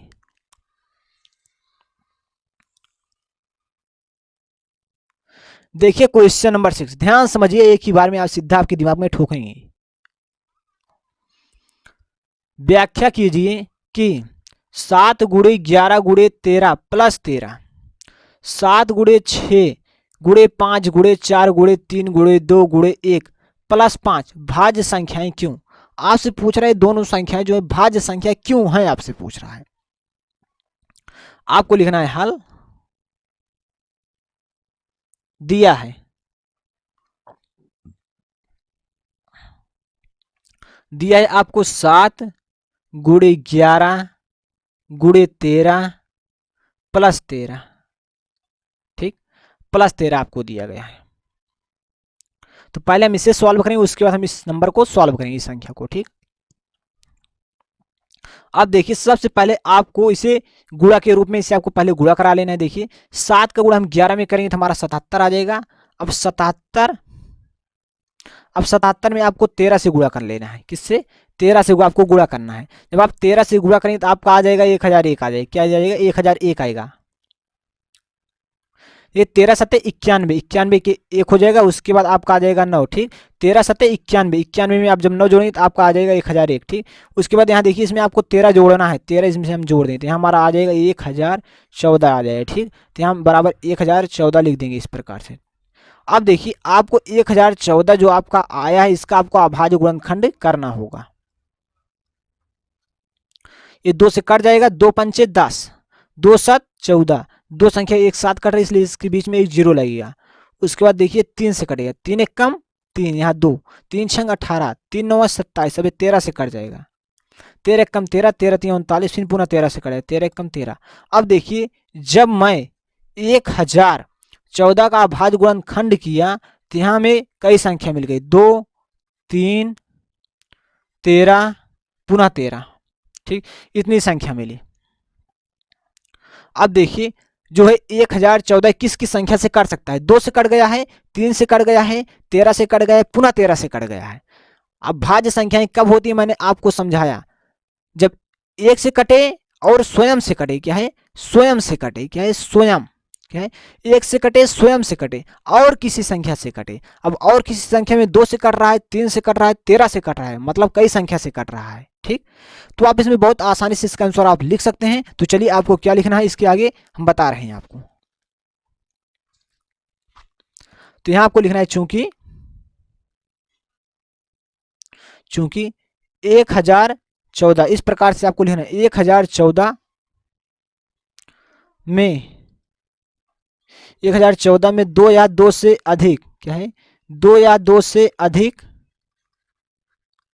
2 या 2 से अधिक अभाज्य संख्याओं का गुणनफल है। क्या है? अभाज्य संख्याओं का गुणनफल है, अभाज्य खंडों का गुणनफल है। देखिए 1014 में 2 या 2, सॉरी यहाँ थोड़ा मिस्टेक हो गया, चूंकि आप यहां लिख सकते हैं चूंकि यह 2 या 2 से अधिक, 2 या 2 से अधिक अभाज्य गुणनखंडों का गुणनफल है। अभाज्य गुणनखंडों का गुणनफल है। ठीक, इस प्रकार से आपको लिख देना है। ठीक, इसलिए क्या है, इसलिए भाज्य संख्या है। अभी हम आपको और क्लियर कर दे रहे हैं। इसलिए भाज्य संख्याएं हैं, क्या है, इसलिए भाज्य संख्याएं हैं, इसलिए भाज्य संख्याएं हैं। देखिए, या दो से अधिक अभाज्य गुणनखंडों का गुणनफल है। देखिए, दो से अधिक संख्या है। पहला नंबर 1 से कटा है 1014 है, और स्वयं से कट जाए 1014 से कट जाए, उसके अलावा 2 से 3 से 13 से, मतलब कई संख्या है। तो वही मैंने यहाँ लिख दिया है, या दो से अधिक अभाज्य गुणनखंडों का गुणनफल है, इसलिए भाज्य संख्या है। ठीक, अब इसी प्रकार से आपको इसे सॉल्व कर लेना है। जब आप इसे सॉल्व कर लें, आपको लिखना है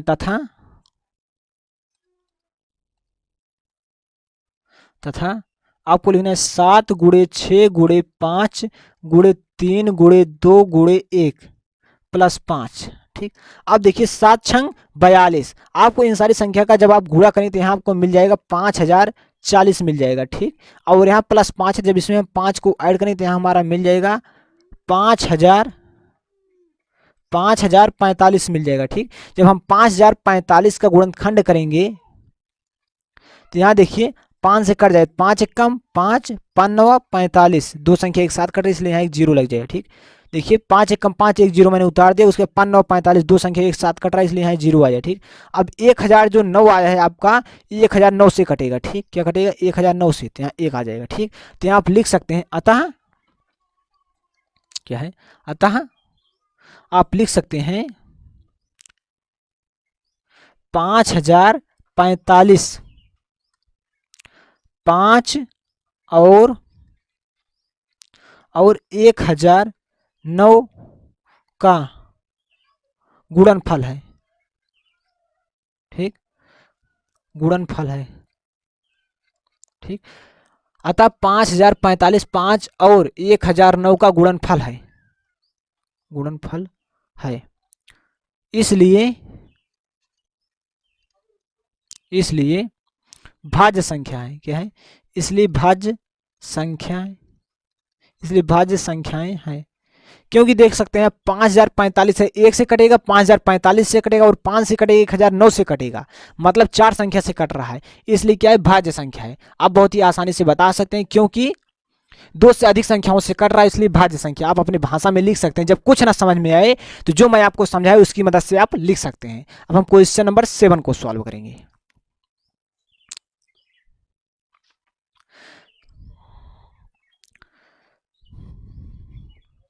किसी खेल के मैदान के चारों एक वृत्ताकार पथ है। इस मैदान का एक चक्कर लगाने में सोनिया को 18 मिनट लगते हैं। कितने मिनट, 18 मिनट लगते हैं। जबकि इसी मैदान का एक चक्कर लगाने में रवि को 12 मिनट लगते हैं। मान लीजिए कि वे दोनों एक ही स्थान और एक ही समय पर चलना प्रारंभ करते हैं और एक ही दिशा में चलते हैं। कितने समय बाद वे पुनः प्रारंभिक स्थान पर मिलेंगे, मतलब जहां से स्टार्ट किए थे दौड़ना वहां वे कितने समय बाद मिलेंगे, आपको बताना है। तो यहाँ आपको लिखना होगा। चलिए हम सॉल्व करते हैं। यह आपको लिखना है हल। आपको मान लेना है या लिख देना है, प्रश्न में दिया ही गया है। आपको लिखना है सोनिया को एक चक्कर लगाने में लगा समय बराबर 18 मिनट। सोनिया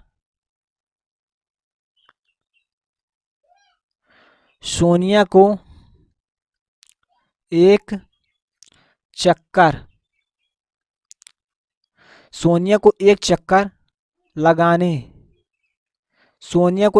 लगाने में लगा समय, सोनिया को एक चक्कर लगाने में समय 18 मिनट। ठीक, अब आगे आपको लिख देना है नीचे रवि को एक चक्कर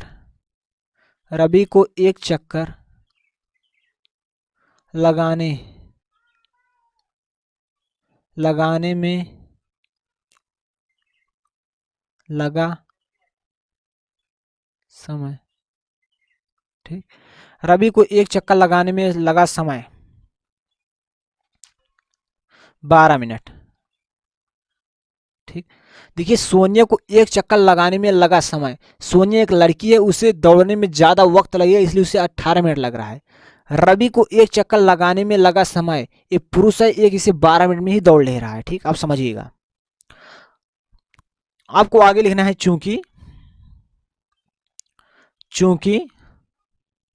यहां से आपको प्रश्न ध्यान देना है। वे दोनों एक ही स्थान और एक ही समय पर चलना प्रारंभ करते हैं और एक ही दिशा में चलते हैं। आपको यहां लिखना है चूंकि वे दोनों, प्रश्न से लिखना है, यहां से आपको लिखना स्टार्ट करना है। वे दोनों एक ही स्थान वे दोनों एक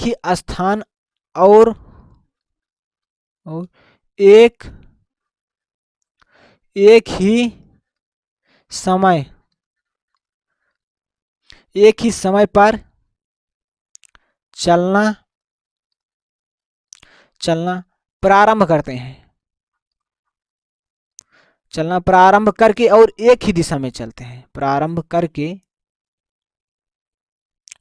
एक ही दिशा में चलते हैं। यही आपको यहां से लिखना स्टार्ट करना है, प्रश्न से यहां तक आपको लिख देना है। ठीक, एक ही दिशा में चलते हैं, एक ही दिशा में चलते हैं, एक ही दिशा में चलते हैं।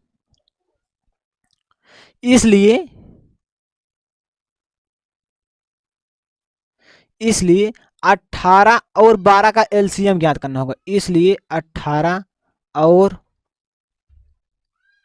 12 का एलसीएम ज्ञात करना होगा।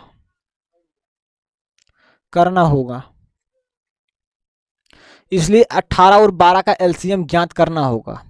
ठीक, अब आगे ध्यान समझिए एलसीएम कैसे ज्ञात किया जाता है। तो इसे सॉल्व करने के लिए सबसे पहले आपको 18 और 12 का अभाज्य गुणनखंड कर लेना है। 18 का जब हम अभाज्य गुणनखंड करें तो यहाँ आपका आ जाएगा 9, उसके बाद 3 से काटेंगे तो यहाँ आपका आ जाएगा पुनः 3 आए। इस प्रकार से 12 का आपको काट लेना है। 2 छंग 12, 2 तिहाई 6, 3 एक कम 3।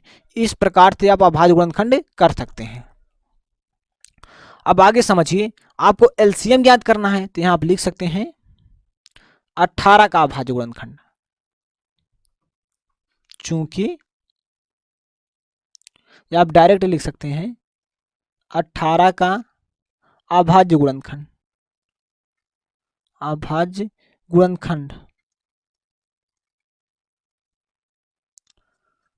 का अभाज्य गुणनखंड, 12 का अभाज्य गुणनखंड,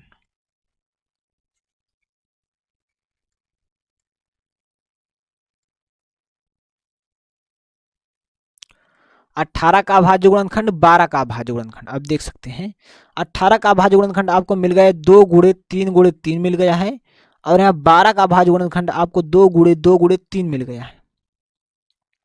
तो आपको क्या ज्ञात करना है?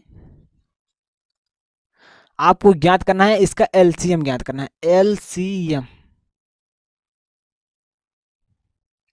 ठीक, एलसीएम 18 कामा 12 का, इसका एलसीएम क्या आएगा? देखिए जो दोनों में सबसे अधिक बार आया हो, देखिए इसमें 2 1 बार है, इसमें 2 2 बार है, तो हम इसमें से लिखेंगे 2 2 बार। ठीक, अब यहां देखिए इसमें 3 2 बार है, इसमें 1 ही बार है, तो इसमें से लिखेंगे। ठीक, 3 2 बार। अब इसका आपको गुणा कर लेना है, 2 दूना 4, 4 3 12 3 36 आपका आ जाएगा। ठीक, ध्यान समझिएगा, 2 दूना 4 4 आया यहाँ तक गुणा। अब 4 का गुणा आपको 3 में कराना है, 4 3 12 12 है ना, 12 का गुणा 3 में कराना है, 12 3 36। इस प्रकार से आपका 36 आ जाए। तो आप यहाँ लिख सकते हैं अतः, देखिए कितने समय बाद वो पुनः प्रारंभ स्थान पर मिलेंगे, तो आपको लिख देना है अतः वो पुनः प्रारंभिक स्थान पर, अतः वो पुनः प्रारंभिक स्थान पर, प्रारंभिक स्थान पर 36 मिनट बाद मिलेंगे,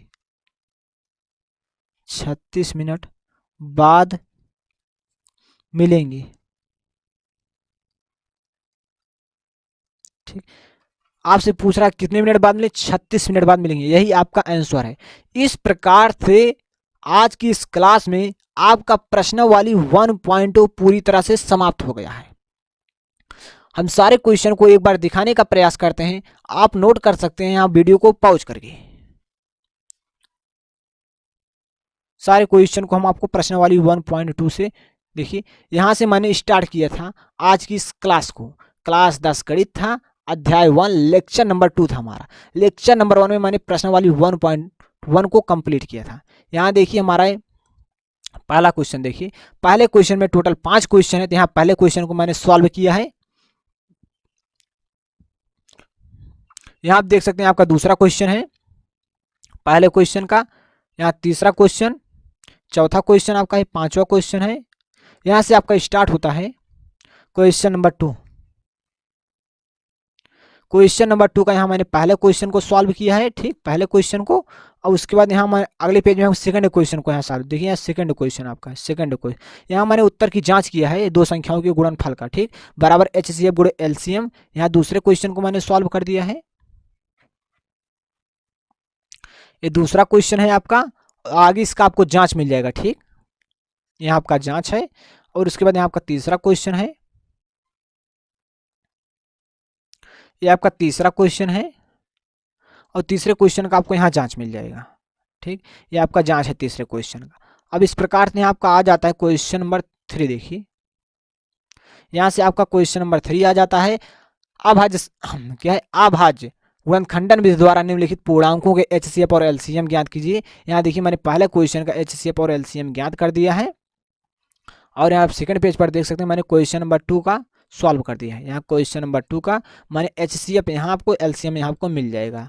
इसी प्रकार से आपका क्वेश्चन नंबर आगे देख सकते हैं, ये आपका क्वेश्चन नंबर 3 है, ठीक, क्वेश्चन नंबर 3 का। अब यहाँ आपका आ जाता है क्वेश्चन नंबर 4। देखिए आपका क्वेश्चन नंबर 4 है, यहाँ आपको HCF 306 और 657 बराबर आपको 9 दिया गया है, इसका आपको LCM पूछ रहा है। तो हमारा ही फार्मूला होता है दो संख्याओं का गुणनफल बराबर HCF गुणे LCM, बस इसी फार्मूला को आपको लगाना और इस क्वेश्चन को सॉल्व कर देना है। यहाँ मैंने आपको क्वेश्चन नंबर 5 के बेसिक पॉइंट को समझाया है, और उसके बाद इसका सॉल्यूशन मैंने आपको यहाँ बताया, ठीक, इससे आपको नोट करके लिखना है परीक्षा में, ठीक। अब यहाँ देखिए आपका क्वेश्चन नंबर 6 है, इस क्वेश्चन नंबर 6 को मैंने यहाँ सॉल्व कराया है। आप देख सकते हैं ये पूछ रहा है भाज्य संख्याएं क्यों है, तो मैंने आपको बताया एक और स्वयं से कट रहा है, इसके अलावा कम से कम एक संख्या से और कटनी चाहिए। तो यहाँ आपको एक से अधिक संख्या से कट रहा है, 2 से 3 से 13 से कट रहा है, कई संख्या से कट रहा है। उसके बाद यहाँ देखिए 5045 से ये संख्या देखिए 1 से कटेगी और स्वयं से कटेगा, और 5 से कटेगा और 1009 से कटेगा, ठीक, मतलब कई संख्या से कट रहा है, इसलिए हमारी क्या है, भाज्य संख्या है, ठीक। आप अपनी भाषा में इस सारे क्वेश्चन का आंसर लिख सकते हैं, मैंने आपका सारा कॉन्सेप्ट क्लियर करा दिया है। देखिए क्वेश्चन नंबर 7 को, यहाँ प्रश्न आप पढ़ सकते हैं, किसी खेल के मैदान के चारों एक वृत्ताकार पथ है, इस मैदान का एक चक्कर लगाने में सोनिया को कितने मिनट लग रहे हैं, 18 मिनट लगते हैं। जबकि इसी मैदान का एक चक्कर लगाने में रवि को 12 मिनट लगते हैं। मान लीजिए कि वे दोनों एक ही स्थान और एक ही समय पर चलना प्रारंभ करते हैं और एक ही दिशा में चलते हैं, तो कितने समय बाद वो पूरा प्रारंभ स्थान पर मिलेंगे। तो यहाँ मैंने मान लिया, माना सोनिया को एक चक्कर लगाने में लगा समय 18 मिनट, रवि को एक चक्कर लगाने में 12 मिनट। आपको यहाँ प्रश्न से लिख देना है, वो दोनों एक ही स्थान और एक ही दिशा में, मतलब एक ही स्थान और एक ही समय पर चलना प्रारंभ करते हैं और एक ही दिशा में चलते हैं, ठीक, कितने समय बाद पुनः प्रारंभ स्थान पर मिलेंगे। तो वही मैंने यहाँ लिख दिया है, वे दोनों एक ही स्थान और एक ही समय पर और एक ही दिशा में चलते हैं, इसलिए 18 और 12 का LCM ज्ञात करना होगा। जब मैंने 18 और 12 का LCM ज्ञात करने के लिए मैंने यहाँ इन दोनों संख्याओं का भाज्य गुणनखंड कर दिया है। गुणनखंड करने के बाद यहाँ मैंने 18 का भाज्य गुणनखंड में 2 गुणे 3 मिल गया, 12 का भाज्य गुणनखंड करने पर 2 गुणे 3 मिल गया। अतः LCM ज्ञात करना, तो मैंने LCM इन दोनों संख्या का निकाल लिया है। LCM मैंने आपको सारे क्वेश्चन में समझाया, हम समझते हैं कि LCM आपको बहुत अच्छे से समझ में आ गया होगा।